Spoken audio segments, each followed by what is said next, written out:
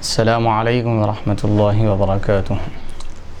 الحمد للہ وکفی وسلام علی عبادہ الذین اصطفى، اما بعد فقد قال اللہ تبارک وتعالی فی کلامہ القدیم، اعوذ باللہ من الشیطان الرجیم، بسم اللہ الرحمن الرحیم،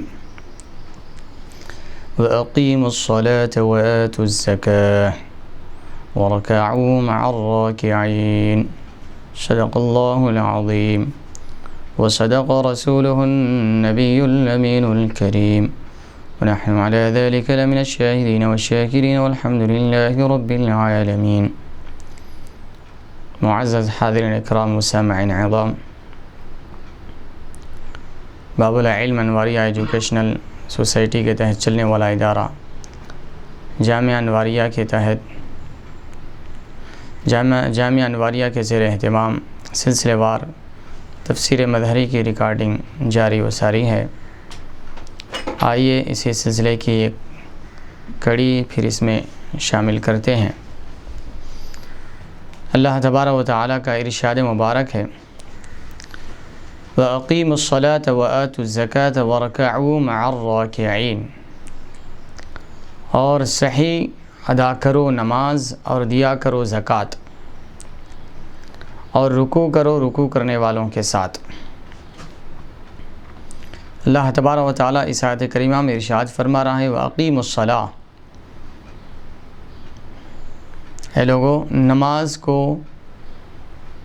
اس کے پورے شرائط، ارکان، واجبات، سنن اور مستحبات کے ساتھ ادا کرو۔ وَآتُوا الزَّكَاةَ، اور زکوٰۃ ادا کرو۔ وَارْكَعُوا مَعَ الرَّاكِعِينَ، اور رکوع کرو رکوع کرنے والوں کے ساتھ۔ یہ آیت کریمہ کا ترجمہ ہوا۔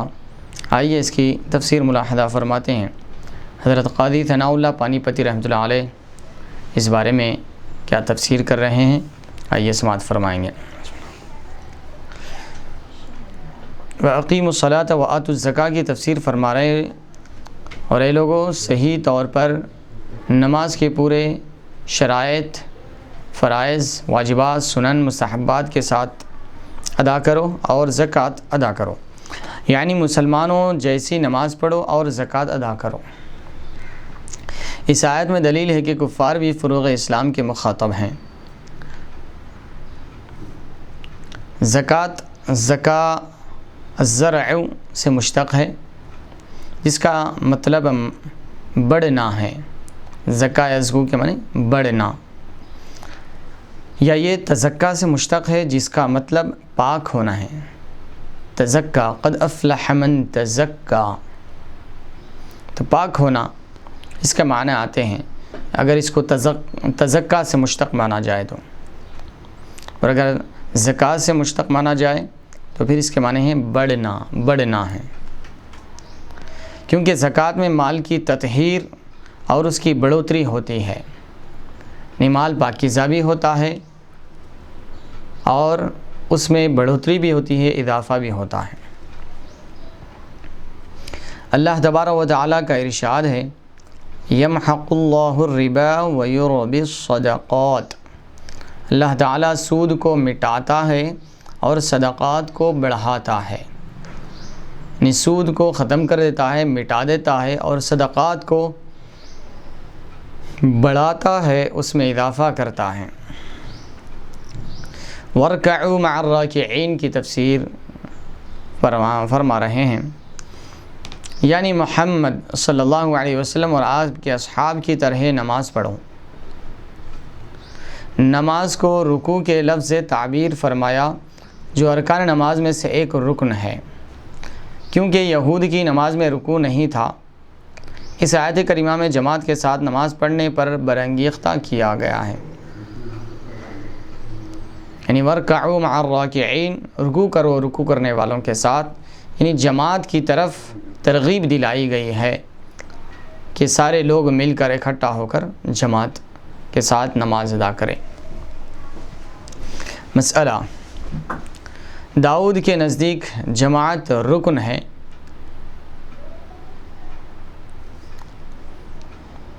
امام احمد رحمۃ اللہ علیہ فرماتے ہیں فریضہ ہے، رکن نہیں۔ جمہور کے نزدیک سنت مؤکدہ ہے جو واجب کے قریب ہے۔ صبح کی نماز کے فوت ہونے کا خوف ہو تو فجر کی سنتوں کو ترک کیا جاتا ہے، حالانکہ فجر کی سنتیں تمام سنتوں سے مؤکد ہیں۔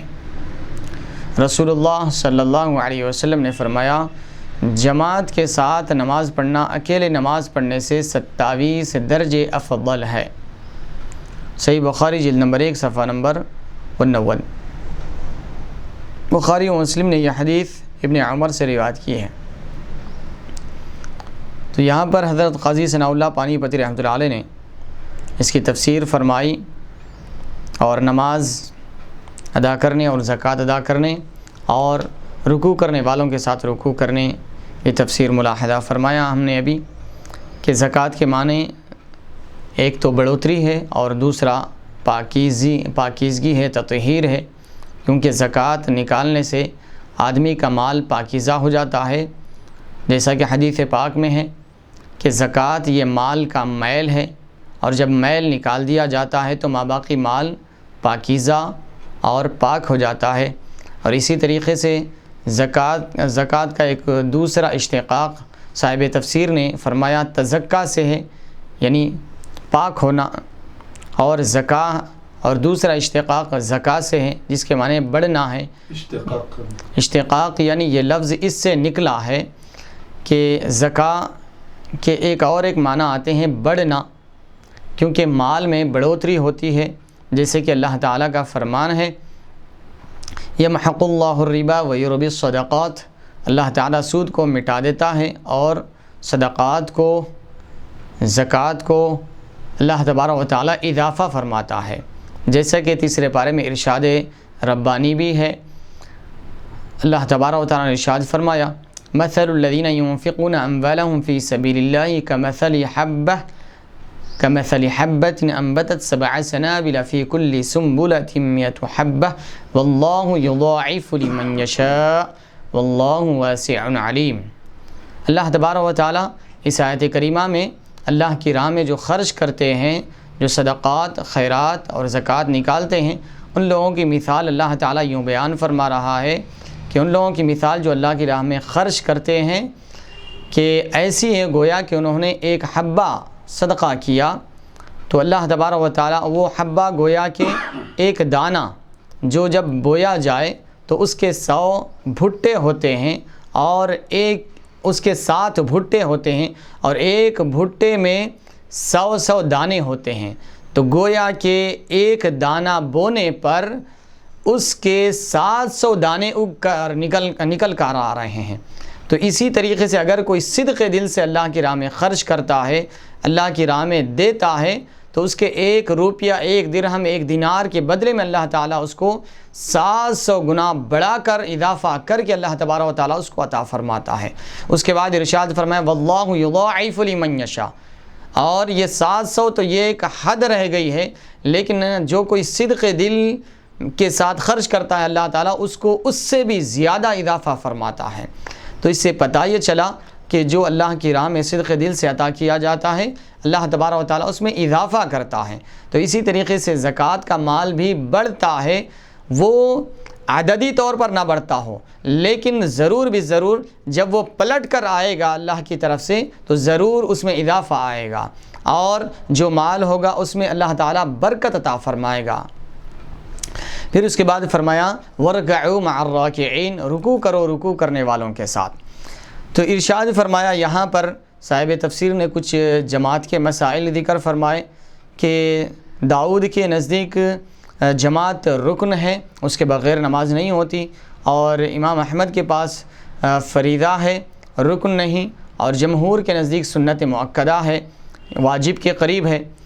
اور جماعت کے متعلق ایک حدیث مبارک بھی صاحب تفسیر نے یہاں پر نوٹ فرمائی ہے، وہ یہ حدیث مبارک ہے کہ جو کوئی بندہ جماعت کے ساتھ نماز پڑھتا ہے اور کوئی تنہا نماز پڑھتا ہے تو اس کے ان کا موازنہ کرتے ہوئے جماعت کی فضیلت بتاتے ہوئے حضور پاک صلی اللہ علیہ وسلم نے ارشاد فرمایا کہ جماعت کے ساتھ نماز پڑھی جانے والی اور تنہا نماز پڑھی جانے والی مثال ایسی ہے کہ جو نماز جماعت کے ساتھ ادا کی جاتی ہے وہ اکیلے نماز پڑھے جانے 27 درجے زیادہ اجر و ثواب میں اضافہ رکھتی ہے۔ جو 27 درجے نماز جو اکیلے نماز ادا کی جاتی ہے اس سے جماعت کے ساتھ ادا کی جانے والی نماز 27 درجے افضل ہے، فضیلت والی ہے۔ اور ایک چیز یہاں پر جماعت کی اہمیت کو ذکر کرتے ہوئے ایک چیز یہ بھی یہاں پر فجر کی سنتوں کی اہمیت کو بتاتے ہوئے صاحب تفسیر نے یہ بھی ذکر فرمایا ہے، یقیناً جماعت کی اہمیت اپنی جگہ مسلم ہے، اس کا کسی کو انکار نہیں، لیکن اگر فجر کی سنت ادا کرنا ہو، کیونکہ فجر کی سنت 2 رکعت سنت مؤکدہ ہے اور اس کی بڑی تاکید آئی ہے حدیث پاک میں، تو اگر فجر کی سنت ادا کرنے کے لیے اگر جماعت کا کچھ حصہ چھوٹ رہا ہے تب بھی فجر کی سنت ادا کر کے جماعت میں شامل ہو، اگرچہ کہ ایک ہی رکعت کیوں نہ مل رہی ہو، اگرچہ کہ اتحیات کیوں نہ مل رہا ہو، وہ سنت ادا کرے فجر کی، پھر اس کے بعد جماعت میں شریک ہو جائے، جماعت ترک ہونے پائے۔ ہاں اگر بالکل جماعت ہی نہ ملنے کا امکان ہو تو فجر کی سنت ترک کر دے اور فوراً جماعت میں شامل ہو جائے۔ اب یہاں پر یہ تفسیر مکمل ہوئی، یہاں پر ایک مسئلہ اور بھی ذکر کر دوں کیونکہ تشنگی باقی رہ جائے گی۔ جب فجر کی سنت کا ذکر اور مسئلہ آ گیا ہے تو یہاں پر یہ یاد رکھیں، احناف کے پاس فجر کی جو سنت ہے وہ فرض نماز سے پہلے ادا کرنا ہے۔ اگر کوئی جماعت کے ترک ہو جانے کے خوف سے اگر کوئی سنت ترک کر کے جماعت میں شامل ہو جاتا ہے تو اب ترک یعنی چھوڑ کر، سنت چھوڑ کر فرض میں شامل ہو جاتا ہے، اس کے بعد فرض ادا کرنے کے بعد اگر وہ سنت ادا کرنا چاہتا ہے تو احناف کے پاس یہ درست نہیں ہے، کیونکہ حضور پاک علیہ الصلوۃ والسلام کا ارشاد ہے لا صلاۃ بعد الفجر، فجر کے بعد کوئی نماز نہیں ہے، فجر کے بعد کوئی نماز نہیں ہے۔ اسی لیے احناف فرماتے ہیں کہ سنت کا جو ادا کرنا ہے وہ فرض سے پہلے ہے، فرض کے بعد ادائیگی درست نہیں ہے، صحیح نہیں ہے، یہ حدیث کے خلاف ہے، اس لیے احناف کے پاس فرض کے بعد سنت ادا کرنا صحیح نہیں ہے۔ ہاں اگر فرض اور سنت دو بھی چھوٹ جائے اور فجر کا ٹائم ختم ہو جائے، اس کے بعد اگر کوئی ادا کر رہا ہے، زوال جو طلوع آفتاب کا جو وقت ہے، جو فجر کا جو فجر کے بعد جو مکروہ وقت ہے، اس کے بعد اگر کوئی زوال سے پہلے ادا کرتا ہے تو ویسی حالت میں فجر کی 2 سنت کی بھی قضا کرے گا اور 2 فرض بھی پڑے گا۔ اگر زوال بھی ختم ہو جائے تو صرف فرض کی قضا ہے، سنت کی قضا نہیں ہے۔ آگے تفسیر فرما رہے ہیں، آئیے آیت تلاوت فرماتے ہیں۔ بسم اللہ الرحمن الرحیم۔ أتأمرون الناس بالبر وتنسون أنفسكم وأنتم تتلون الكتاب أفلا تعقلون صدق اللہ العظیم۔ کیا تم حکم کرتے ہو دوسرے لوگوں کو نیکی کا اور بھلا دیتے ہو اپنے آپ کو، حالانکہ تم پڑھتے ہو کتاب، کیا تم اتنا بھی نہیں سمجھتے؟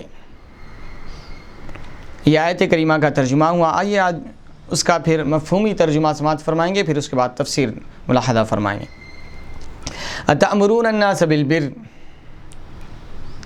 کیا تم لوگوں کو حکم دیتے ہو نیکی کا، تم لوگوں کو نیکی کا تو حکم دیتے ہو، وتنسون انفسکم، اور تم اپنے آپ کو بھلا دیتے ہو، یعنی نیک کام کرنے کا حکم دوسروں کو، اوروں کو تو دیتے ہو لیکن خود نیک کام نہیں کرتے، خود نیکی پر عمل نہیں کرتے، نیک کام پر تم اپنے آپ کو نیک کام کرتے وقت بھلا دیتے ہو۔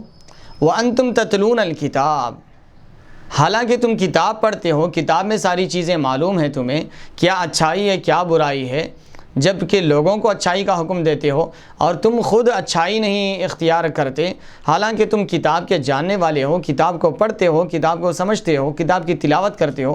افلا تعقلون، کیا تم کو سمجھ نہیں ہے، کیا تم کو عقل نہیں ہے، کیا تم سمجھ بوجھ نہیں رکھتے، کیا اتنی بھی عقل نہیں ہے کہ اچھائی کا حکم اوروں کو دو دے اور خود بھول جائے اپنے آپ کو، خود اچھائی اختیار نہ کرے؟ تو یہ کہاں کا انصاف ہے یہ؟ تو اسی لیے اللہ تعالیٰ ارشاد فرمائے افلا تعقلون، کیا تمہیں عقل نہیں ہے، کیا تمہیں سمجھ بوجھ نہیں ہے، تم ایسا کیوں کرتے ہو؟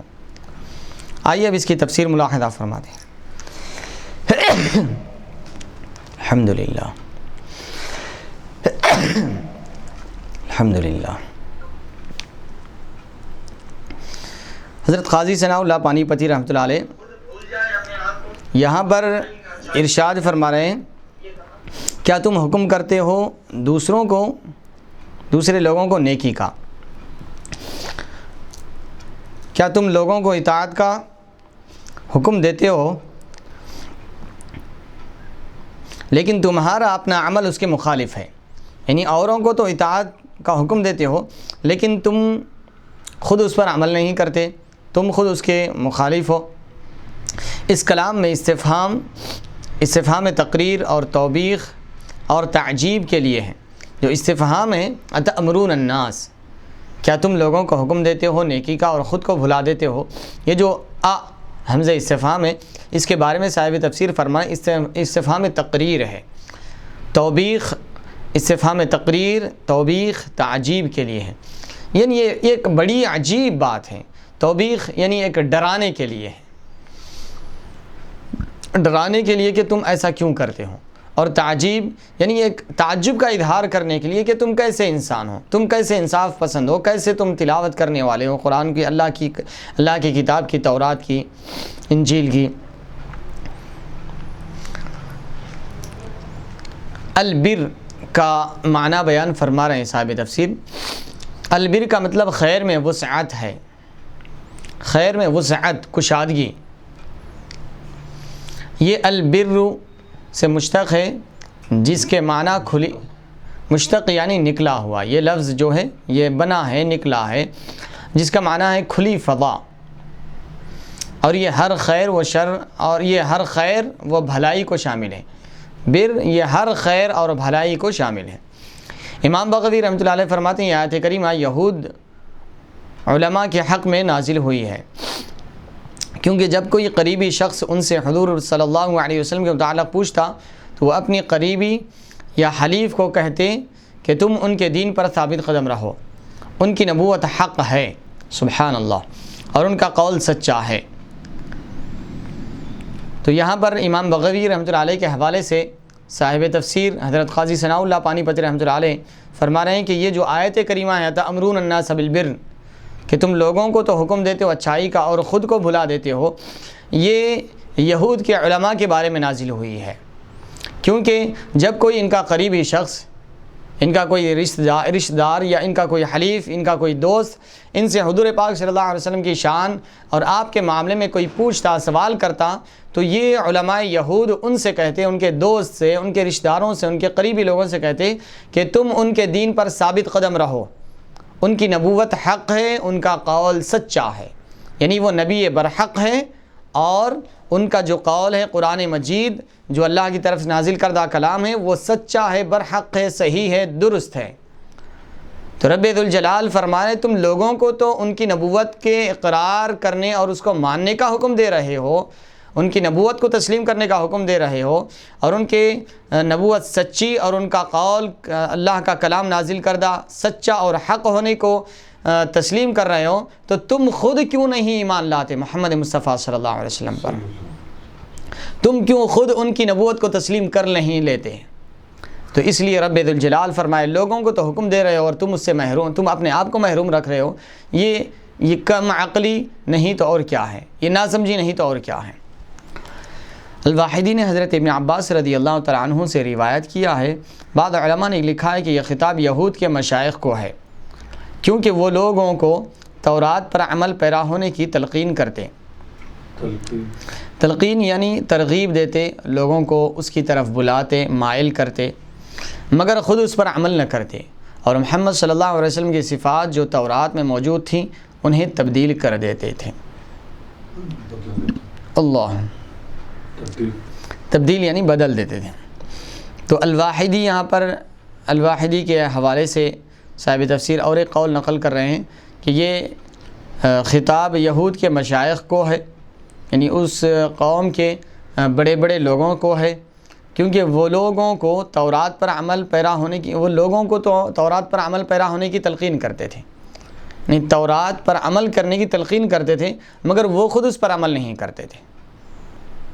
لوگوں کو تو تورات پر عمل کرنے کا حکم دیتے تھے، اس میں جو ہدایات ہے، اس میں جو آسمانی احکام ہے، اس پر عمل کرنے کی طرف ترغیب دلاتے اور اس کے احکام بتاتے کہ اس پر عمل کرو، لیکن وہ خود اس پر عمل نہیں کرتے۔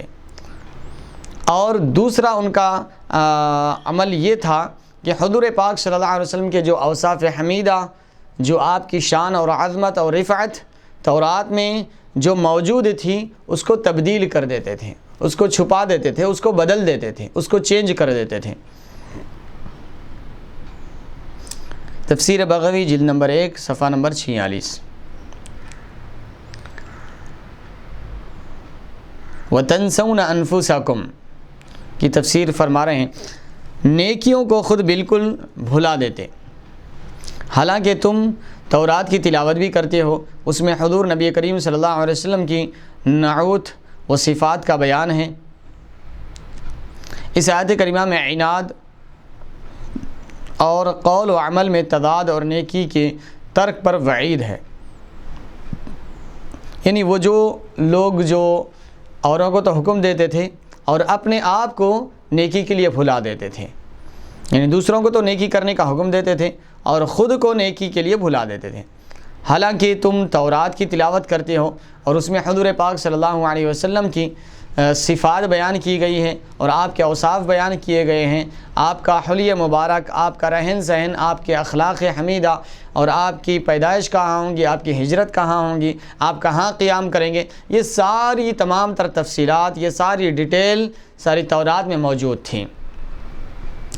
اس آیت کریمہ میں عناد اور قول و عمل میں تضاد اور نیکی کے ترک پر وعید ہے، یعنی صاحب تفسیر یہ فرما رہے ہیں کہ یہ آیت کریمہ جو ہے اس میں عناد رکھنے پر وعید ہے، یعنی ڈرایا گیا ہے، خوف دلایا گیا ہے، دل میں عناد نہ رکھے، عداوت نہ رکھے، دشمنی نہ رکھے، یعنی یہ لوگ حضور پاک صلی اللہ علیہ وسلم سے عناد رکھا کرتے تھے، دشمنی رکھا کرتے تھے، حضور پاک صلی اللہ علیہ وسلم کے تعلق سے دل میں بغض اور عناد رکھا کرتے تھے، دشمنی رکھا کرتے تھے، اس لیے یہ آیت کریمہ میں ان کے لیے یہاں پر تحدید ہے، توبیخ ہے، ڈرانا ہے۔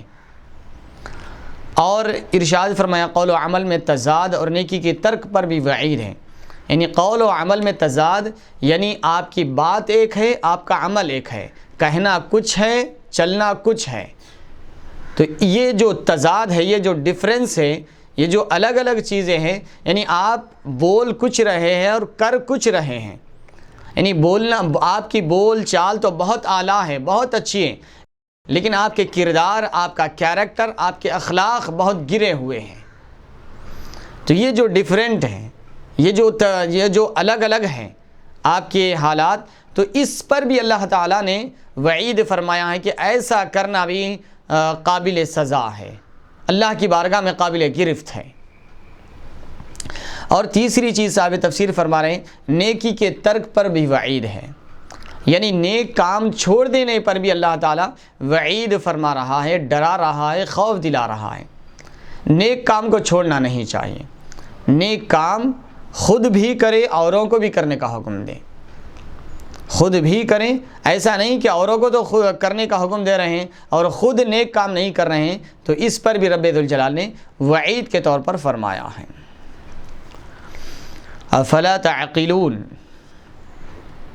اب اس کی تفسیر فرما رہے ہیں کیا تمہیں اپنے غلط فعل کا ادراک نہیں، یعنی یہ جو تم غلط حرکت کر رہے ہو، اوروں کو اچھائی کا حکم دے رہے ہو، خود کو بھلا دے رہے ہو، جبکہ تم تورات کی کتابوں کی تلاوت کرتے ہو، تو کیا تمہیں یہ جو غلط حرکت، یہ جو تمہارا غلط فعل ہے، اس کا تمہیں احساس نہیں ہے؟ کچھ بھی اس کا کوئی احساس نہیں ہے تمہیں، یا تمہارے پاس سمجھنے کی قوت بھی نہیں ہے؟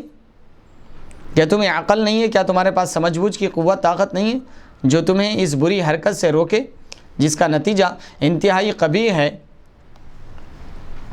عقل اصل میں اس کا نتیجہ انتہائی قبیح ہے، جس کا نتیجہ انتہائی قبیح ہے، یعنی بہت ہی برا، بہت ہی گھٹیا، بہت ہی گرا ہوا ہے۔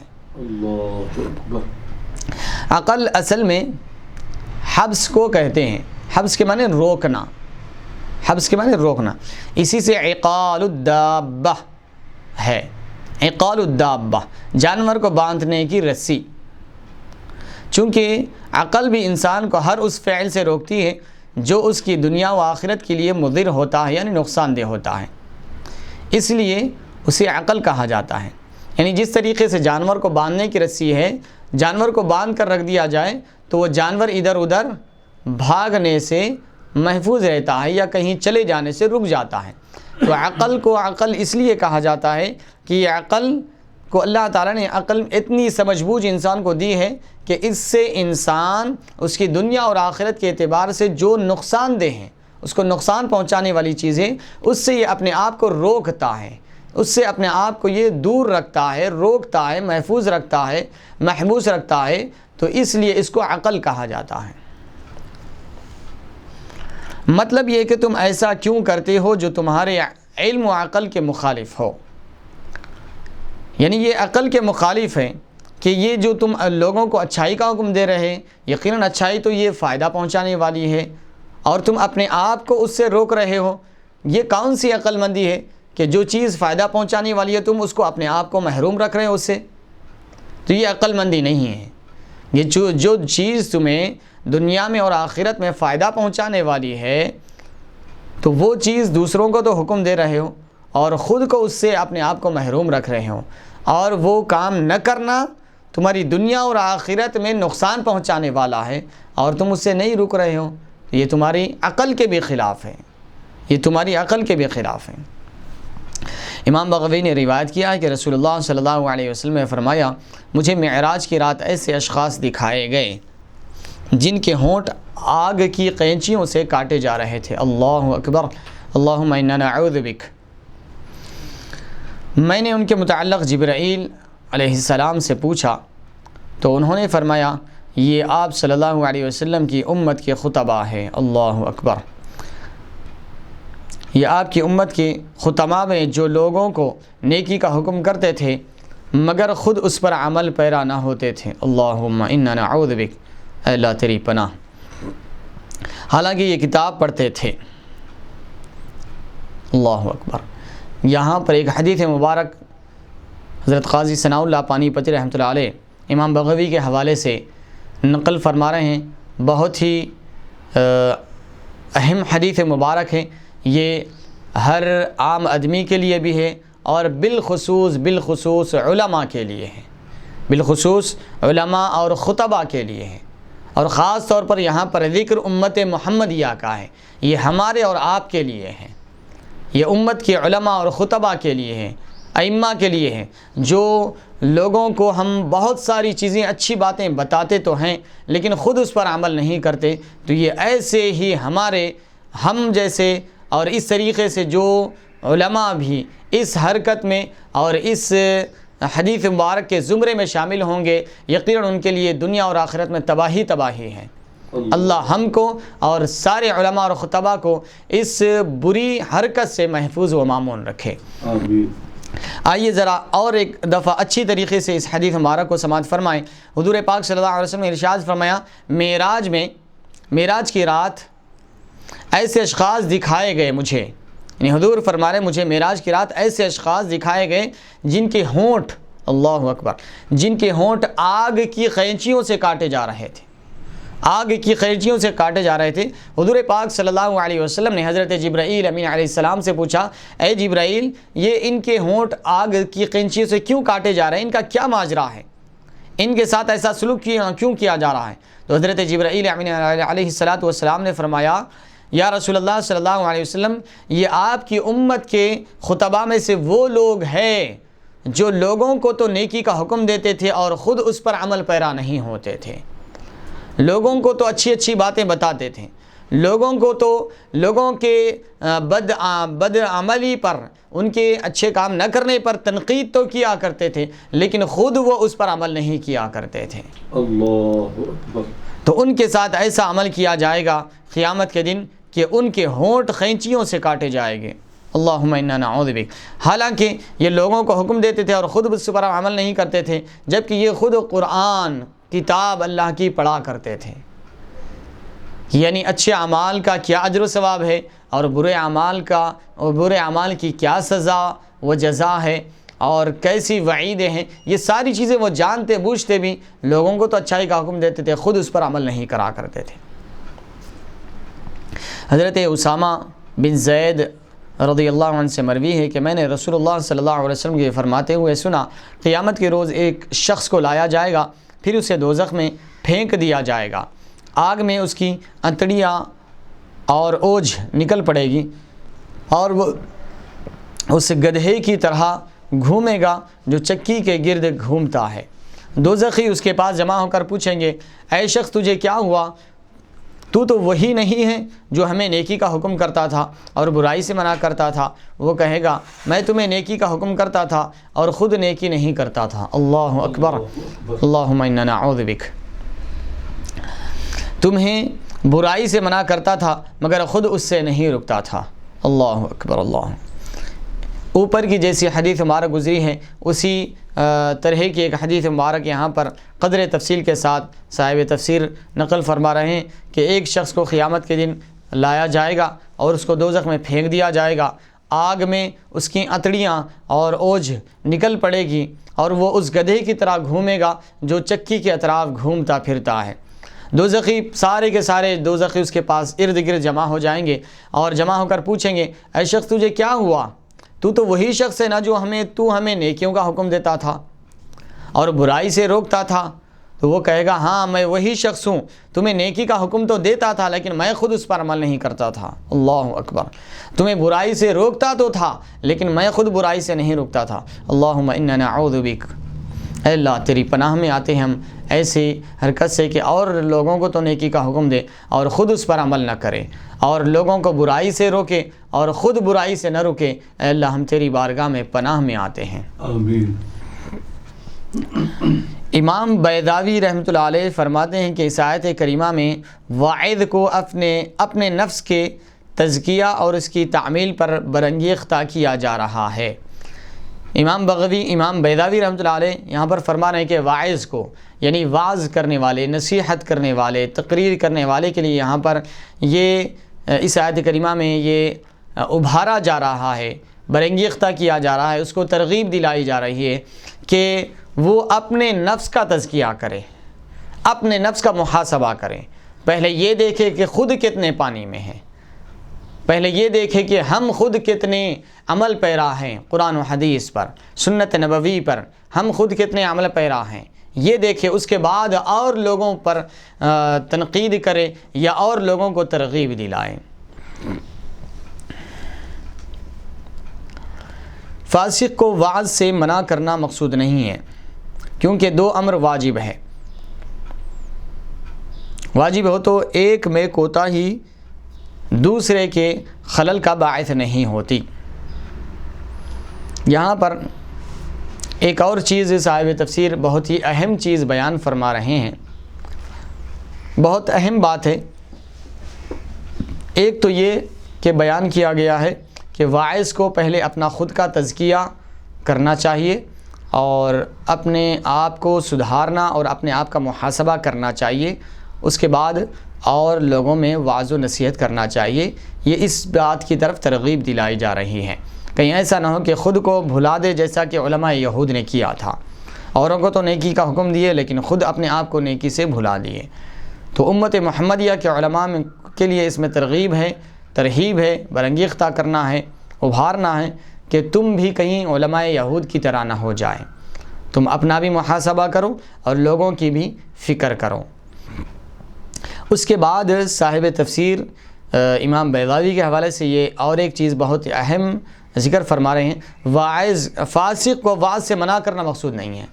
اس آیت کریمہ میں فاسق یعنی گنہگار، اس کو وعظ و نصیحت کرنے سے روکنا مقصود نہیں ہے کہ اگر کوئی فاسق ہے تو وہ وعظ ہی نہ کرے، اگر کوئی فاسق اور گنہگار ہے تو وہ تقریر ہی نہ کرے، یہ مقصد نہیں ہے، یہ مقصد نہیں ہے، کیونکہ دو امر واجب ہیں، ایک عمل کرنا اور دوسرا دوسروں کو ترغیب دلانا، یہ دو عمل واجب ہے۔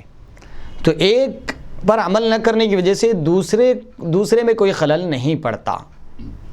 اگر کوئی خود عمل نہیں کر رہا ہے تو یہ دوسرا امر جو اس پر واجب ہے یہ واجب ختم نہیں ہوگا، یہ بھی اس پر واجب برقرار رہے گا۔ تو اس لیے فرما رہے ہیں کہ فاسق کو واعظ کرنے سے منع کرنا مقصود نہیں ہے، مقصد یہ ہے کہ فاسق بھی وہ خود بھی عمل کرے اور لوگوں کو بھی ترغیب دلائے۔ تو آئیے، فاسق کو واعظ کرنے سے منع کرنا مقصود نہیں ہے، کیونکہ دو امر واجب ہوں تو ایک میں کوتاہی دوسرے کے خلل کا باعث نہیں ہوتی ہے۔ دو امر واجب ہے، ایک خود عمل کرنا اور ایک دوسرا دوسروں تک پہنچانا۔ یا ایھا الرسول بلغ ما انزل الیک من ربک، کہ پہلے تو عمل کرنا ہے جو کچھ پڑھے ہیں، اور دوسرا یہ ہے کہ اس پیغام کو دوسروں تک پہنچانا ہے۔ تو یہ دو امر واجب ہے، اگر اس میں سے کوئی ایک چھوٹ رہا ہے تو دوسرا اس سے معاف نہیں ہوگا، دوسرا تو برقرار اس پر واجب رہے گا۔ اب صاحب تفسیر حضرت قاضی ثناء اللہ پانی پتری رحمۃ اللہ علیہ فرما رہے ہیں، میں کہتا ہوں اللہ تعالیٰ کے ارشاد کبر مقتا عند اللہ ان تقولوا ما لا تفعلون کا مطلب یہ ہے کہ عالم کی معصیت جاہل کی معصیت سے زیادہ اللہ تعالیٰ کی ناراضگی کا باعث ہے۔ اللہ اکبر۔ معصیت کا مطلب بول رہا میں کہ یہاں پر صاحب تفسیر فرما رہے ہیں کہ عالم کی معصیت یعنی عالم کی نافرمانی، عالم کا گناہ جاہل کے گناہ سے زیادہ اللہ کی ناراضگی کا سبب اور باعث بنتی ہے۔ یعنی اگر کوئی جاہل سے نافرمانی ہو جائے، گناہ ہو جائے تو اللہ اتنا ناراض نہیں ہوتا جتنا کہ اگر کوئی عالم سے گناہ سرزد ہو جائے، یا جتنا کہ کسی عالم سے اگر گناہ سرزد ہو جائے تو جتنا اللہ ناراض ہوتا ہے کسی جاہل کے گناہ سے اتنا زیادہ اللہ ناراض نہیں ہوتا۔ یہ مطلب نہیں کہ اس کا نیکی کا حکم کرنا ناراضگی کا باعث ہے۔ صاحب تفسیر حضرت قاضی ثناء اللہ پانی پتری رحمۃ اللہ علیہ فرما رہے ہیں کہ اس آیت کریمہ کا مقصد یہ ہے کبر مقتا عند اللہ ان تقولوا ما لا تفعلون، کہ اس میں یہ مطلب ہے کہ عالم کی معصیت یعنی نافرمانی گناہ جاہل کے گناہ سے زیادہ اللہ کی ناراضگی کا باعث اور سبب بنتا ہے، اور یہ نہیں ہے کہ اس کا نیکی کا حکم کرنا ناراضگی کا باعث بنتا ہے۔ یہ بہت اہم بات ہے۔ آگے کا جملہ جو صاحب تفسیر ایک بہت ہی دقیق اور باریک مسئلہ نکال رہے ہیں کہ یہ فرما رہے ہیں کہ یہ مطلب نہیں ہے، یہ جو کبر مقتا عند اللہ ان تقولوا ما لا تفعلون میں جو ہے یہ مطلب نہیں ہے کہ اس کا نیکی کا حکم کرنا ناراضگی کا باعث ہے۔ یعنی اگر کوئی وہ خود اس پر عمل نہیں کر رہا ہے، اوروں کو اچھائی کا حکم دے رہا ہے، عمل کرنے کی ترغیب دلا رہا ہے، تو یہ ناراضگی کا سبب نہیں ہے اللہ کے پاس۔ یعنی وہ خود اس پر عمل نہیں کر رہا ہے لیکن اوروں کو وہ اچھائی کا حکم دے رہا ہے، تو یہ اللہ کے پاس ناراضگی کا سبب یہ نہیں ہے۔ ناراضگی کا سبب کیا ہے؟ عالم کی نافرمانی، عالم کی معصیت، یہ اللہ کی ناراضگی کا سبب ہے۔ یعنی وہ جو خود عمل نہیں کر رہا ہے اور وہ کسی اوروں کو حکم دے رہا ہے، تو یہ جو حکم دینا ہے نا، یہ جو دوسروں کو ترغیب دلا رہا ہے، لوگوں کو توجہ دلا رہا ہے، یہ خود عمل نہیں کر کے، تو یہ جو دوسروں کو ترغیب دلا رہا ہے یہ اللہ کی ناراضگی کا سبب یہ نہیں ہے، یہ تو امر اس پر واجب ہے، گرچہ کہ وہ خود عمل نہ کرے لیکن اوروں کو اس کی ترغیب دلانا یہ امر اس پر واجب ہے۔ لیکن جب وہ نافرمانی کرتا ہے، جب اس سے گناہ سرزد ہوتا ہے، تو یہ اللہ کے پاس بہت بڑی ناراضگی کا سبب بن جاتا ہے۔ تو ناراضگی کا سبب عالم کی نافرمانی، معصیت، گناہ ہے، نہ کہ وہ خود عمل نہ کرنے کی وجہ سے ناراضگی کا سبب ہو رہا ہے۔ خود عمل نہ کر کے اوروں کو ترغیب دینا، اوروں کو حکم دینا، یہ ناراضگی کا سبب نہیں ہے۔ ناراضگی کا سبب اس کی نافرمانی، اس کا گناہ ہے۔ پہلے جب اللہ تعالیٰ نے ان احکام کا حکم دیا جو ان پر شاق تھے، مثلا شاق یعنی ان پر گراں، تکلیف دے، بوجھ، مثلا ریاست کا ترک کرنا، دنیا کے مال و متاع کو چھوڑنا وغیرہ، تو اب انہیں ایسی چیز کی ترغیب دی جا رہی ہے جو ان مشکل احکام پر ان کی معاونت کرے، یعنی ان کی مدد کرے گی اور حوائج میں یعنی ضروریات میں کامیابی کے لیے کافی ہوگی۔ اب آگے کی تفسیر کے لیے یہاں پر صاحب تفسیر بطور تمہید کے فرما رہے ہیں، جو پہلے ان کو جو احکام، جو چیزوں کا حکم دیا گیا تھا وہ بہت شاق تھے، مثلا ریاست کا ترک کرنا یعنی حکومت کا، اور دنیا کے مال و متاع کو چھوڑنے وغیرہ کی ایسی چیزوں کی ترغیب دی گئی تھی انہیں۔ اب یہاں پر ان مشکل احکام پر ان کی معاونت، ان کی مدد کے لیے اور جو ضروریات زندگی ہے اس میں ان کی معاونت کے لیے، ان کی کامیابی اور سرفرازی کے لیے جو چیزیں ان کے لیے مدد کر سکتی ہے ان کی طرف اب توجہ دلائی جا رہی ہے۔ آئیے اب کیا ہے آیت کریمہ، اس کا ترجمہ پھر تفسیر سماعت فرمائیں گے۔ بسم اللہ الرحمن الرحیم، واستعینوا بالصبر والصلاة وإنها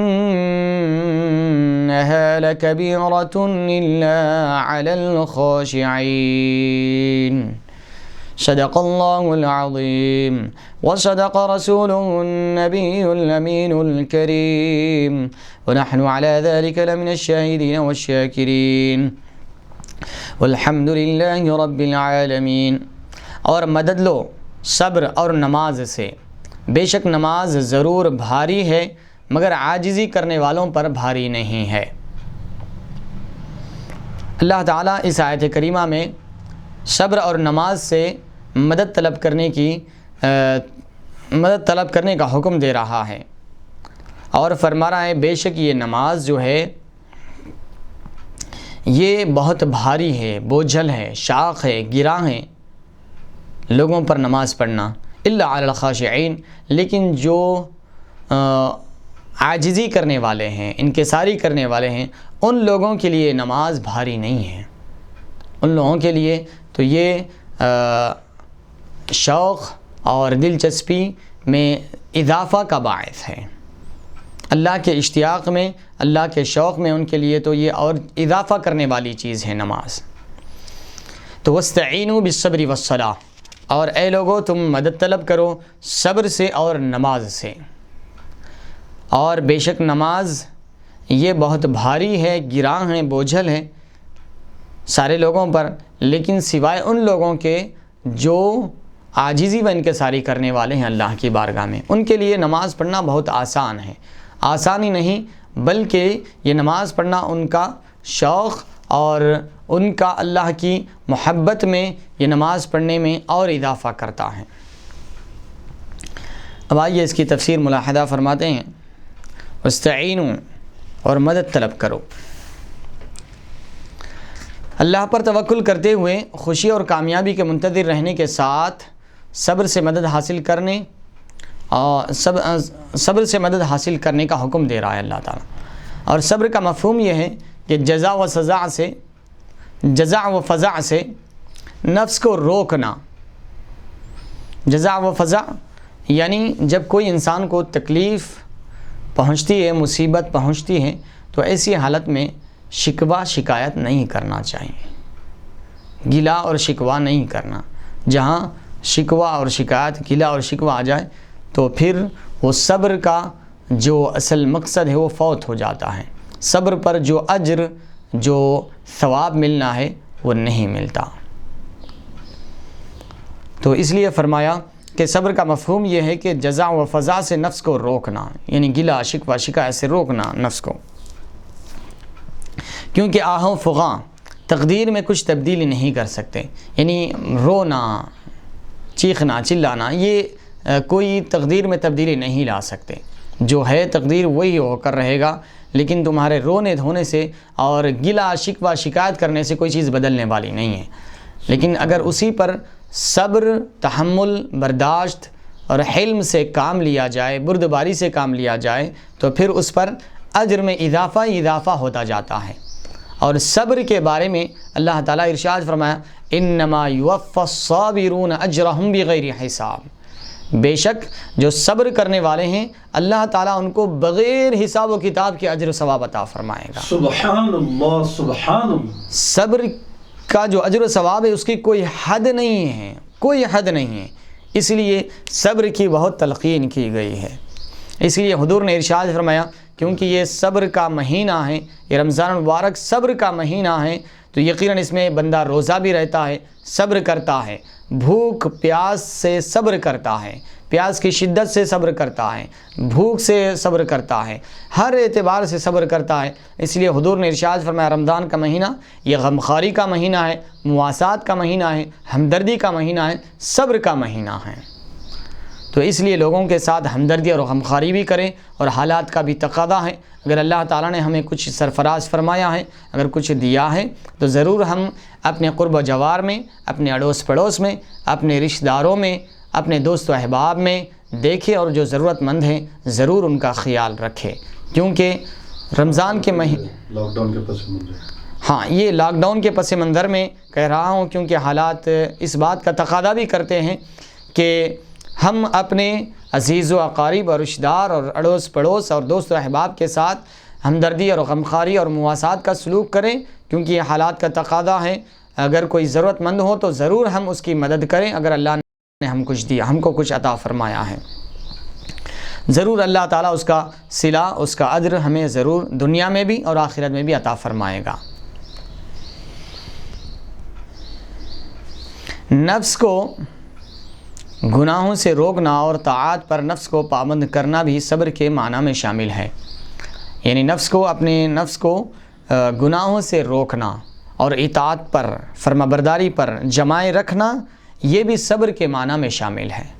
یعنی بندے کا اپنے آپ کو گناہوں سے روکنا اور نیکیوں پر عمل کرتے رہنا، یہ بھی صبر کے مفہوم میں شامل ہے۔ سبحان اللہ اللہ، اکبر، سبحان اللہ، ہائے ہائے ہائے، سبحان اللہ، الحمدللہ۔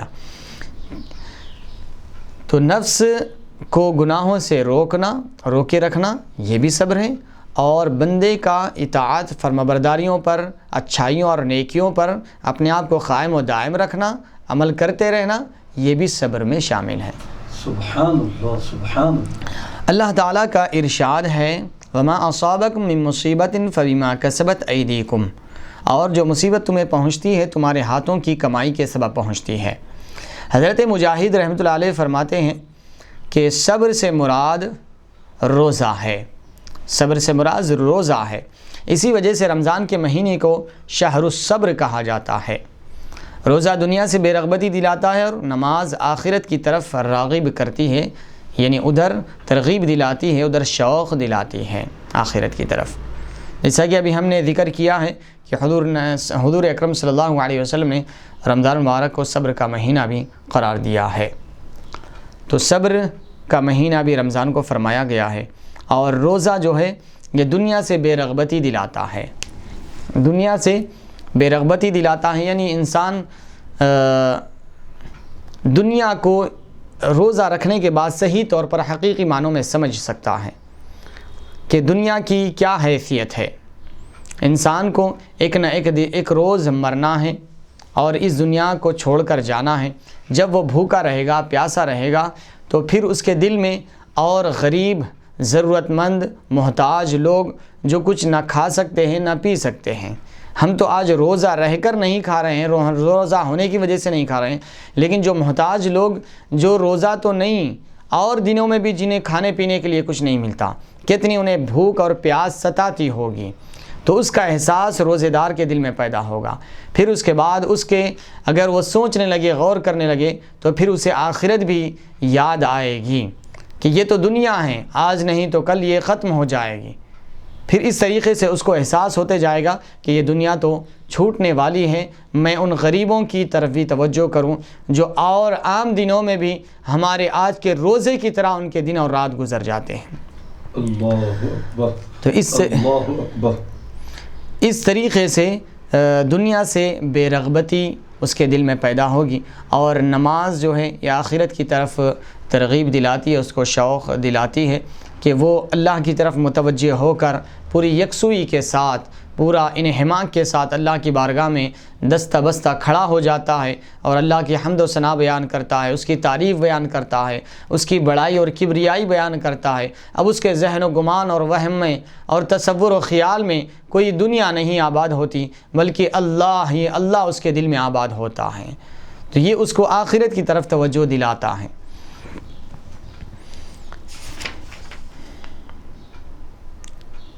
وَإِنَّهَا لَكَبِيرَةٌ، بے شک نماز بھاری ہے۔ اس کی تفسیر فرما رہے ہیں، بعض علماء نے لکھا ہے والصلاة میں وَاسْتَعِينُوا بِالصَّبْرِ وَالصَّلَاةِ، والصلاة میں واو بمعنی علا ہے، یعنی نماز پر صبر کے ساتھ مدد طلب کرو۔ اب یہاں پر ذرا گرامر کے لحاظ سے صاحب تفسیر گفتگو فرما رہے ہیں، عربک گرامر کے اعتبار سے توجہ فرمائیں۔ تو وَاسْتَعِينُوا بِالصَّبْرِ وَالصَّلَاةِ، یہ واو علا کے معنی میں ہے فرما رہے ہیں، یعنی مطلب یہ ہوگا کہ وَاسْتَعِينُوا بِالصَّبْرِ عَلَى الصَّلَاةِ، کہ تم نماز پر صبر کے ذریعے مدد طلب کرو، نماز پر صبر کے ذریعے مدد طلب کرو، کہ نماز پڑھنے پر، کیونکہ نماز بعض دفعے پڑھنے کو دل نہیں چاہتا ہے، دل نہیں کرتا ہے، لیکن تم صبر کرو، اپنے آپ کو روکو اس گناہ سے، کہ نماز نہ پڑھنے کے گناہ سے روکنا بھی صبر ہے، سبحان اللہ سبحان اللہ، گناہ سے رکنا بھی صبر ہے، اطاعت پر جمے رہنا بھی صبر ہے۔ تو فرما رہے ہیں وَاسْتَعِينُوا بِالصَّبْرِ عَلَى الصَّلَاةِ، یہ واو علا کے معنی میں ہے تم صبر کے ذریعے مدد طلب کرو، نماز پر مدد طلب کرو۔ اللہ تعالیٰ فرماتے ہیں وَأْمُرْ أَهْلَكَ بِالصَّلَاةِ وَاصْطَبِرْ عَلَيْهَا، اس معنی کی تائید کے لیے ایک آیت سے استدلال فرما رہے ہیں، دلیل لا رہے ہیں حضرت قاضی ثناء اللہ پانی پتی رحمۃ اللہ علیہ، کہ اپنے اہل کو نماز کا حکم دیجئے اور خود بھی اس پر مواظبت یعنی پابندی اختیار کیجئے۔ تو یہاں پر جو ہے نماز پر صبر کرنے کو کہا جا رہا ہے، نماز کا حکم دینے کے ساتھ خود اس پر مواظبت اختیار کرنے، پابندی اختیار کرنے کا حکم دیا جا رہا ہے۔ یا واو اپنے معنی میں ہی ہے، کیونکہ نماز بھی غموں کو دور کرتی ہے اور حوائج و خواہشات پورے کرنے میں مدد دیتی ہے۔ اور ایک دوسری تفسیر یہاں پر واو کی بیان فرما رہے ہیں کہ واو اپنے اصلی معنی میں ہے، اپنے حقیقی معنی میں ہے، یعنی اور، کیونکہ نماز بھی غموں کو دور کرتی ہے۔ نماز جس طریقے سے وَاسْتَعِينُوا بِالصَّبْرِ، تم مدد طلب کرو صبر سے، یعنی جب کوئی مصیبت تکلیف پہنچ جائے تو صبر کرو، یہ خود بخود دور ہو جائے گی۔ اور دوسرا وَالصَّلَاةِ، اور نماز سے مدد طلب کرو، یعنی تم کو جب کوئی مصیبت تکلیف غم لاحق ہو تو تم نماز کے لیے کھڑے ہو جاؤ، تو یہ نماز بھی تمہارے غموں کو دور کر دیتی ہے۔ اسی لیے حضور پاک صلی اللہ علیہ وسلم کا عمل مبارک تھا آپ کی حیات طیبہ میں، جب بھی کوئی اہم معاملہ پیش آتا تو بادر الی الصلاۃ بول کے آیا حدیث شریف میں، حضور پاک صلی اللہ علیہ وسلم فوراً نماز کی طرف متوجہ ہو جاتے تھے۔ تو یہ نماز جو ہے غموں کو دور کرنے والی ہے اور مسائل کو حل کرنے والی ہے نماز، بے شک۔ تو ارشاد فرما رہے ہیں کہ واو اپنے معنی میں ہے، کیونکہ نماز بھی غموں کو دور کرتی ہے اور حوائج و خواہشات کو پورا کرنے میں مدد دیتی ہے۔ امام احمد، ابو داؤد اور ابن جریر حضرت حذیفہ ابن الیمان رضی اللہ تعالیٰ عنہ کے بھائی عبدالعزیز سے روایت کرتے ہیں، نبی کریم صلی اللہ علیہ وسلم پر جب کوئی مشکل کام آ جاتا تو آپ صلی اللہ علیہ وسلم نماز کی طرف متوجہ ہوتے۔ یہ جو حدیث ابھی ہم نے ذکر کیا ہے کہ جب بھی کوئی مشکل کام آ جاتا تو بادر الی الصلاۃ رسول اللہ صلی اللہ علیہ وسلم، حضور پاک صلی اللہ علیہ وسلم فوراً نماز کی طرف متوجہ ہو جایا کرتے تھے۔ تو نماز بھی غموں کو دور کرتی ہے اور مشکلات کو دور کرتی ہے اور مسائل کو حل کر دیتی ہے۔ الدر المنثور جلد نمبر 1 صفحہ نمبر 131۔ اور یہ بھی جائز ہے کہ الصلاۃ سے مراد دعا ہو، صلاۃ سے مراد یہاں پر دعا لینا بھی جائز ہے۔ رسول اللہ صلی اللہ علیہ وسلم نے فرمایا جسے اللہ تعالیٰ یا کسی بندے سے کام ہو تو وہ وضو کرے اور اچھی طرح وضو کرے اور پھر 2 رکعت نماز ادا کرے، پھر اللہ تعالیٰ کی حمد و ثنا کرے اور نبی کریم صلی اللہ علیہ وسلم پر درود شریف بھیجے اور اس کے بعد یوں دعا مانگے، لا الہ الا اللہ الحلیم الکریم سبحان اللہ رب العرش العظیم الحمد للہ رب العالمین اسألك موجبات رحمتك وعزائم مغفرتك والغنيمة من كل بر والسلامة من كل إثم لا تدع لي ذنبا إلا غفرته ولا هما إلا فرجته ولا حاجة هي لك رضا إلا قضيتها يا أرحم الراحمين. یہ دعا کریں. حضور پاک صلی اللہ علیہ وسلم نے فرمایا کہ جب کسی بندے سے کام ہو تو اچھی طریقے سے وضو کرے اور اچھی طریقے سے وضو کرے، پھر 2 رکعت نماز ادا کرے، پھر اللہ تعالیٰ کی حمد و ثنا بیان کریں، حضور پاک صلی اللہ علیہ وسلم پر درود بھیجیں، اس کے بعد یہ دعا کریں.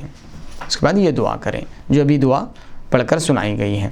اس دعا کا ترجمہ ملاحظہ فرمائیں.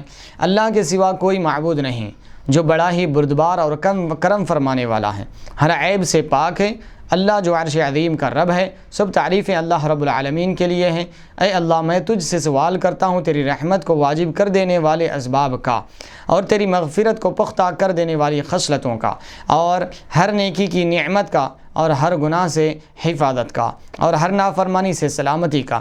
اے اللہ میرے ہر گناہ کو بخش دے. آمین ثم آمین. میری ہر فکر و پریشانی کو دور فرما دے. آمین.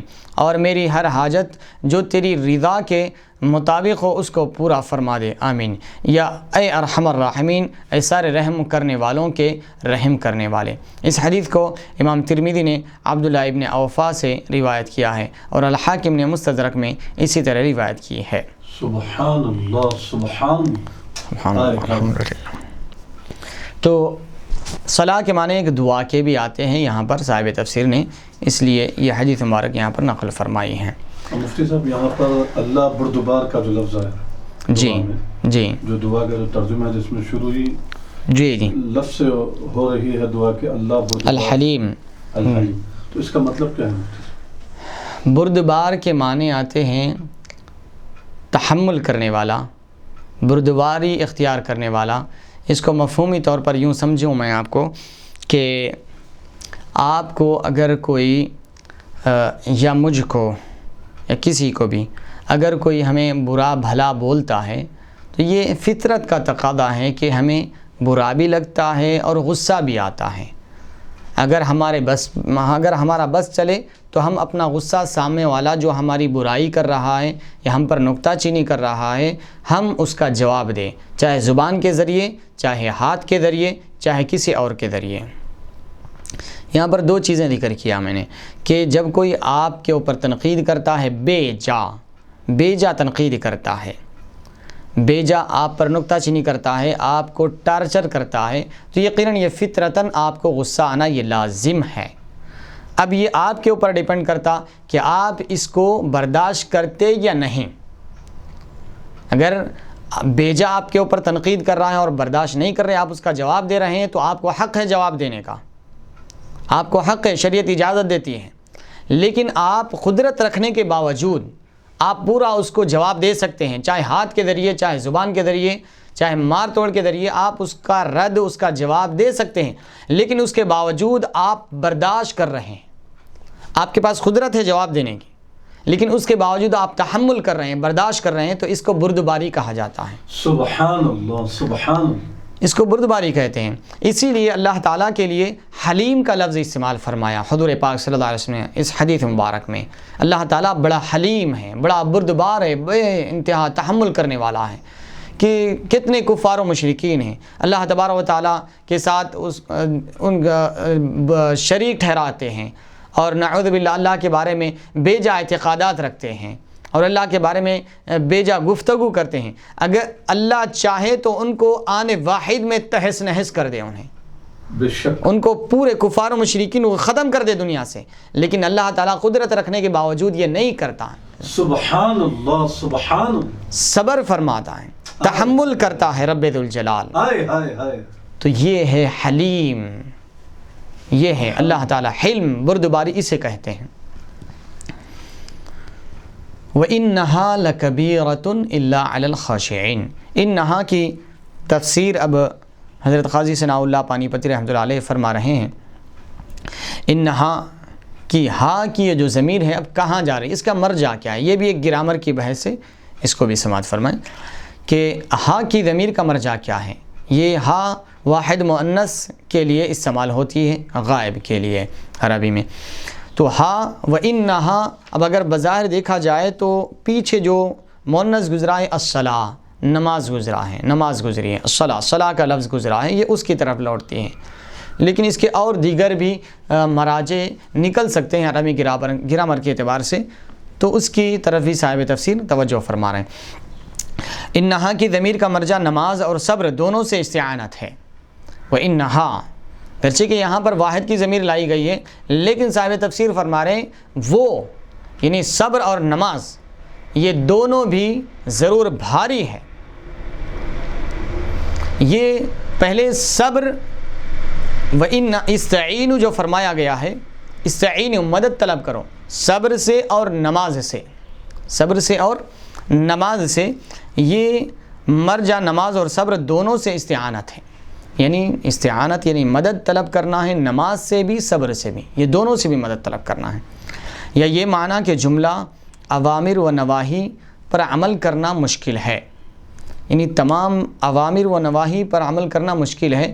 یعنی اوامر یعنی جن چیزوں کے کرنے کا حکم دیا گیا، نواہی یعنی جن چیزوں سے منع کیا گیا، جن چیز کے کرنے سے منع کیا گیا اس پر عمل کرنا مشکل ہے. اس صورت میں ہا ضمیر کا مرجع تمام اوامر و نواہی ہوں گے، یا ہر ایک خصلت مراد ہے، یعنی نماز یا صبر. ایسی صورت میں کہ اوامر و نواہی یہاں پر مراد لیا جائے تو تمام اوامر و نواہی یہ بھاری ہے، الا علی الخاشعین، سوائے عاجزی کرنے والوں کے لیے، کہ ان کے لیے یہ بھاری نہیں ہے، وہ لوگ اس کو اختیار کرتے ہیں، تمام اوامر پر عمل کرتے ہیں اور نواہی سے بچتے ہیں. جیسے کہ اللہ تعالیٰ کا ارشاد ہے کلتا الجنتین آتت اکولہا، یعنی کل واحدۃ منہما. یہاں پر جیسا کہ لفظ کلتا الجنتین، یہ دونوں باغات، دونوں جنتیں، آتت لائے، اکولہا اپنے پھل. یہاں پر باغات دو ہے، باغات دو ہے، اور یہاں پر لفظ استعمال کیا گیا اکولہا، اس کے پھل، دونوں کے پھل آ گئے، دونوں کے. جنت باغات دو ہیں، اور یہاں پر اکولہما آنا چاہیے تھا، لیکن یہاں پر اکولہا آیا ہے. عربی واحد مؤنث غائب کی ضمیر لائی گئی ہے، تو فرما رہے ہیں یہاں پر اصل میں یہ اکولہا کیا ہے، کل واحدۃ منہما ہے اصل میں. تو اسی طریقے سے وہاں پر بھی وَإِنَّهَا میں جو ضمیر ہے اسی طریقے سے لائی گئی ہے. وَإِنَّ كُلَّ وَاحِدَةٍ، ان میں کی ہر ایک، یعنی نماز اور سب، یا ان میں کی ہر ایک، اوامر و نواہی میں سے ہر ایک. یا ہا ضمیر کا مرجع صرف الصلاۃ ہے. اگر واو والصلاۃ میں واو بمعنی علی ہے، وہ بعض علماء نے فرمایا ہے ضمیر کا صرف الصلاۃ کی طرف لوٹانا اس کی عظمت شان کو ظاہر کرنا ہے. یعنی جو وَإِنَّهَا کی جو ضمیر ہے وہ صرف نماز کی طرف لوٹانا، یہ نماز کی شان اور عظمت اور رفعت کو بتانا مقصود ہے. یا اس لیے کہ نماز صبر کے متعدد اقسام کی جامع ہے، جسے اللہ تعالیٰ نے فرمایا وَاللَّهُ وَرَسُولُهُ أَحَقُّ أَن يُرْضُوهُ، اللہ اور اس کا رسول زیادہ حقدار ہے کہ وہ اسے راضی کریں.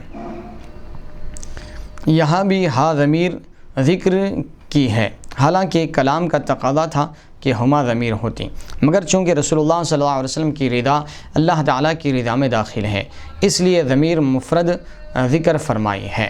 یہاں پر ایک بہت اہم بات صاحب تفسیر بیان فرما رہے ہیں اس گرامر کے اعتبار سے، کہ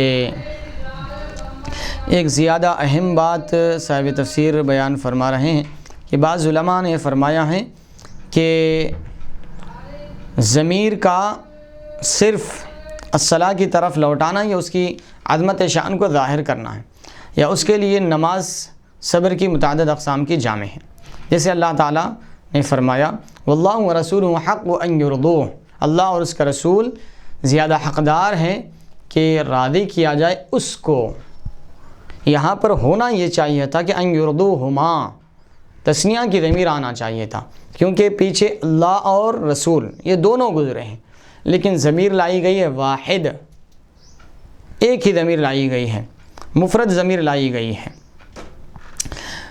تو صاحب تفسیر فرما رہے ہیں کہ اس طریقے سے کہ صبر کی متعدد اقسام کی جامع ہے، اس لیے ایسا ضمیر لائی جاتی ہے کہ وہ اقسام کا اعتبار کرتے ہوئے یہاں پر واحد مؤنث کی ضمیر لائی گئی ہے۔ مگر چونکہ رسول اللہ صلی اللہ علیہ وسلم کی رضا اللہ کی رضا میں داخل ہے، اس لیے ضمیر مفرد فرمائی ہیں، مفرد ذکر فرمائی ہیں۔ بعض علماء نے فرمایا اس کا اصل معنی یہ ہے کہ صبر سے مدد طلب کرو، وہ بڑا بھاری کام ہے، اور نماز سے مدد طلب کرو یہ بڑی بھاری ہے، مگر ایک کو اختصاراً حذف کیا گیا ہے۔ صاحب تفسیر ایک اور تفسیری قول یہاں پر ذکر فرما رہے ہیں کہ بعض علماء نے فرمایا کہ اس کا اصل معنی یہ ہے کہ صبر سے مدد طلب کرو وہ بڑا بھاری کام ہے، یعنی صبر کرنا یہ ایک بہت بڑا بھاری کام ہے، اور نماز سے مدد طلب کرو یہ بھی بہت بڑا بھاری کام ہے، مگر صرف وَإِنَّهَا کہہ کر یہ ایک پر اختصار کیا گیا اور ایک کو حذف کر دیا گیا ہے، یعنی ایک کو چھپا دیا گیا ہے، ایک کو ذکر نہیں کیا گیا ہے۔ الا علی الخاشعین، خاشعین کی تفسیر فرما رہے ہیں حضرت قاضی ثناء اللہ پانی پتی رحمۃ اللہ علیہ۔ الخشوع کا معنی سکون ہے، سکون، اطمینان، چین، اسی سے الخشعہ ہے، جس کا مطلب ریتیلا اور ہموار ٹیلا ہے، یعنی ریتیلا اور ہموار برابر ٹیلا ہے۔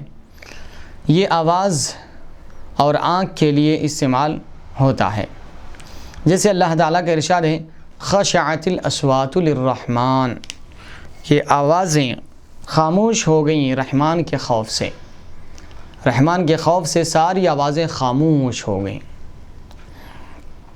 خاشعۃ ابصارہم، خشوع کے معنی بیان فرما رہے ہیں، یہ دیگر آیات سے استدلال فرما رہے ہیں، دلیل لا رہے ہیں صاحب تفسیر کہ خاشعۃ، یہاں بھی یہ خاشعین کا لفظ کا اشتقاق استعمال ہو رہا ہے، اس سے نکلا ہوا لفظ استعمال ہو رہا ہے اس آیت میں بھی، خاشعۃ ابصارہم، کہ ان کی نگاہیں ندامت کی وجہ سے جھکی ہوئی ہیں، ان کی نگاہیں ندامت کی وجہ سے جھکی ہوئی ہیں، آواز پست ہے اور نگاہیں جھکی ہوئی ہیں۔ الخضوع، یہ تو خشوع تھا، اور ایک ہے خضوع۔ خضوع کا معنی نرمی اور اطاعت کرنا ہے، کیونکہ عموماً یہ لفظ استعمال کیا جاتا ہے نماز میں خشوع خضوع ہونا۔ خشوع خضوع کے ساتھ جو نماز ادا کی جاتی ہے یقیناً وہ اللہ کی بارگاہ میں قبول ہوتی ہے، اسی لیے خشوع جوارح کے ساتھ، یعنی اعضاء و جوارح، اور خضوع دل کے ساتھ استعمال ہوتا ہے۔ اعضاء و جوارح کا مطلب مفتی صاحب، اعضاء و جوارح کا مطلب یہ ہے کہ یعنی جو ہمارے انسانی جسم کے باڈی کے پارٹ آف دی باڈی، یعنی ہاتھ، پیر، آنکھ، کان، جس طریقے سے ہم نماز میں ٹھہرے ہوئے تھے، اب نماز میں صف میں اور جماعت میں قیام میں تو ہے، لیکن اب آنکھیں آوارہ ہیں، ایک جگہ ٹک نہیں رہی ہیں، ہاتھ ایک جگہ نہیں ہیں، کبھی ادھر کھجا رہے ہیں، کبھی ادھر، یہ ہاتھ کھلے، اس طریقے سے یہ پرسکون اطمینان کے ساتھ رہنا، اس کو خشوع کہتے ہیں۔ اور خضوع یہ دل کی سکون کو کہتے ہیں، یہ یکسوئی اللہ کی طرف متوجہ، دل اللہ کی طرف متوجہ ہو اور اعضاء جسم بالکل خاموش اور ساکت رہیں۔ مطلب یہ کہ یہ نماز بھاری نہیں ہے ان مومنین پر جو اللہ تعالیٰ کی اطاعت کی طرف مائل ہیں اور ڈرنے والے اور عاجزی کرنے والے ہیں، بے شک ان پر یہ نماز بھاری نہیں ہے۔ تو یہ خشوع اور خضوع کے ساتھ نماز ادا کرنا یہ اللہ کی بارگاہ میں قابل قبول ہے۔ تو خشوع کے معنی آتے ہیں سکون، چین، اطمینان، اور خضوع یہ دل کی کیفیت کے ساتھ بولا جاتا ہے، اور خشوع جوارح کے ساتھ ہے، یعنی انسانی پارٹ باڈی کے لیے کہ وہ سکون اور چین اور اطمینان سے رہیں اور خضوع یہ دل یکسوئی اور اللہ کی طرف توجہ کے ساتھ نماز ادا کی جائے۔ تو اسی لیے ارشاد فرمایا وَاسْتَعِينُوا بِالصَّبْرِ وَالصَّلَاةِ، اے لوگو مدد طلب کرو صبر اور نماز سے، اور بے شک یہ نماز بھاری ہے لیکن مگر ان لوگوں پر بھاری نہیں ہے جو عاجزی و انکساری کرنے والے ہیں۔ اللہ تبارک و تعالیٰ سے دعا ہے کہ رب تبارک و تعالیٰ ہمیں صبر اور نماز سے مدد طلب کرنے کی توفیق عطا فرمائے۔ اور ایک سوال اس میں یہ ہے، نماز ان لوگوں پر بھاری نہیں ہے جو عاجزی اور انکساری کرنے والے ہیں، جی تو مطلب عاجزی و انکساری یا نماز کے لیے کرنے والے ہیں، یا عاجزی و انکساری جو اللہ کی مخلوق ہیں، جو اللہ کے بندے ہیں، تو ان سے عاجزی و انکساری ہے، یا صرف اللہ سے عاجزی و انکساری ہے؟ تو یہ عاجزی و انکساری کس بیک گراؤنڈ میں ہے؟ عاجزی و انکساری یہاں پر جو مقصد ہے، یہاں پر جو مفہوم اور مراد ہے وہ یہاں پر اللہ کے لیے عاجزی و انکساری مراد ہے، اور جو اللہ کے لیے عاجزی و انکساری اختیار کرتا ہے ہر چیز اس کے لیے آسان ہو جاتی ہے۔ اب وہ نماز میں بھی عاجزی و انکساری اختیار کرے گا اور عوام کے ساتھ، خلق خدا کے ساتھ بھی عاجزی و انکساری اختیار کرے گا۔ تو یہاں پر جو ہے عاجزی و انکساری سے مراد اللہ کے لیے عاجزی و انکساری اختیار کرنا مراد ہے۔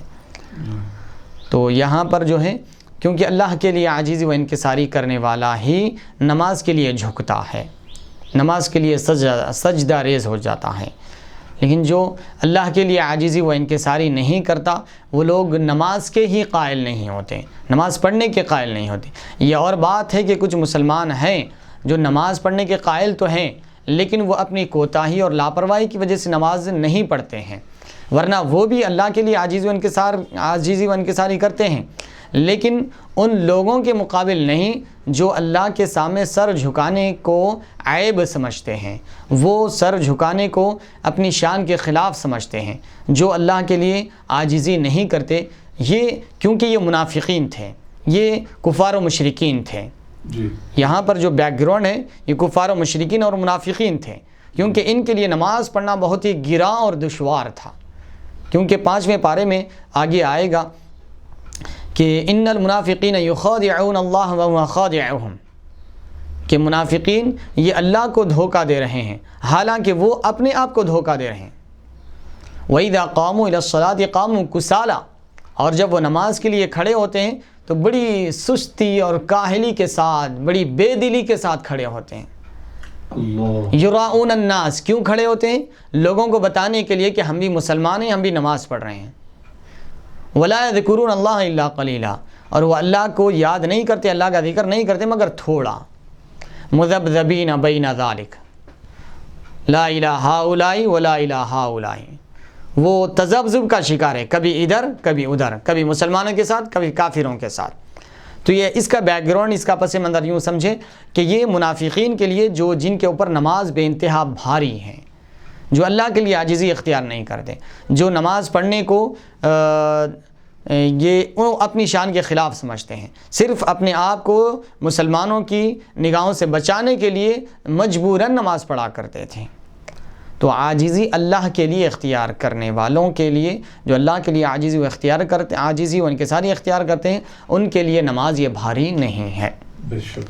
اللہ تبارک و تعالیٰ سے دعا ہے کہ رب تبارک و تعالیٰ ہمیں اس کی ذات کے لیے، اس کی رضا کے لیے عاجزی و انکساری اختیار کرنے کی توفیق عطا فرمائے، اور نماز اور صبر کے ساتھ مدد طلب کرنے کی توفیق عطا فرمائے، اور رکوع کرنے والوں کے ساتھ رکوع کرنے کی توفیق عطا فرمائے، اور اچھائی کا حکم دینے اور اس پر عمل کرنے کی توفیق عطا فرمائے۔ وصلی اللہ تعالی وسلم علی خیر خلقہ سیدنا محمد وعلی آلہ وصحبہ اجمعین، الحمد للہ رب العالمین۔